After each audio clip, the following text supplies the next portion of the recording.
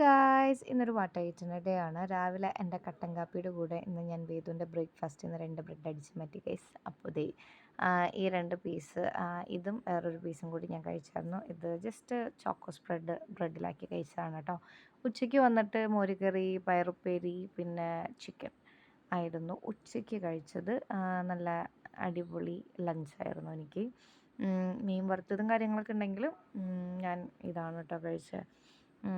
പിന്നെ അതൊക്കെ കഴിഞ്ഞ് നല്ലൊരു ഉറക്കം പാസ്സാക്കിയതിന് ശേഷം പിള്ളേർക്ക് ബിസ്ക്കറ്റ് കൊടുത്തിട്ടുണ്ടായിരുന്നു കടയിൽ നിന്ന് വന്നപ്പോൾ അമ്മ. അപ്പോൾ ഞാൻ അതിൽ നിന്ന് ഹൈഡ് ആൻഡ് സീക്ക് ആയതുകൊണ്ടും എനിക്കിഷ്ടമായതുകൊണ്ടും ചോക്കോ ചിപ്സ് കുറേ ഉള്ളത് നോക്കി ഞാൻ 2 എടുത്ത് ഞാനത് കഴിച്ചായിരുന്നു.